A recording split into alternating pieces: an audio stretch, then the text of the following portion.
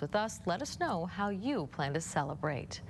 Wide stretches of pristine beaches getting smaller with each passing year. U.S. News and World Report just rated Maui as the top U.S. vacation destination, but no more beach means no more top ranking. KITV4's Mike Cherry went to Maui and found it's getting to the point where some tough decisions must be made.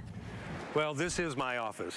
I've been on this property for over 20 years, and over that time, since this building was built, this area between what is now the high water mark, just on the other side of these trees, used to be another 30 feet out there, and there were palm trees out beyond this area right here. Jim Hentz is witness to a battle he knows he can't win.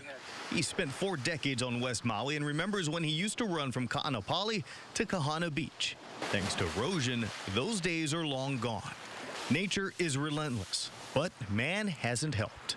They built that seawall in 1974, and since that time, there has been accelerated erosion in this part of the beach. Hentz says in the late 70s, managing shoreline property was like the Wild West.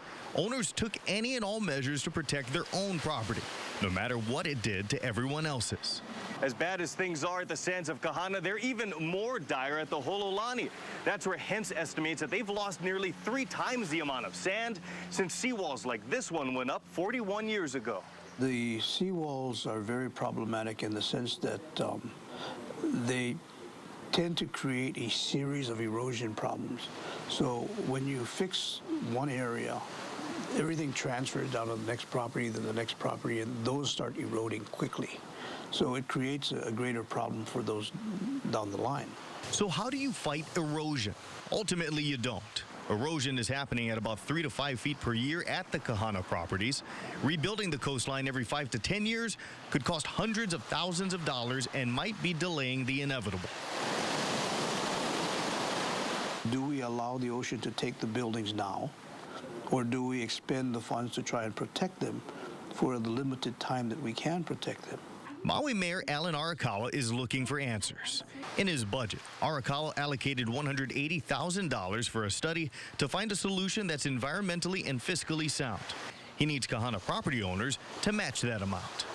From a community standpoint, if we're going to be the ones that are going to have to be able to foot the bill, then we certainly need to know what the options are. It's a very hard decision to have to make, because nobody wants to see anybody's home or building succumb to the ocean. And that can happen on Maui. Years ago, a restroom in Paia fell into the ocean. Maui County rebuilt the facility further back from the shoreline. With a heavier than expected hurricane season on the horizon, who knows what kind of damage could be unleashed. If that occurs, the coastline could be completely inundated, and all that sand and these condo units could be washed into the ocean this year.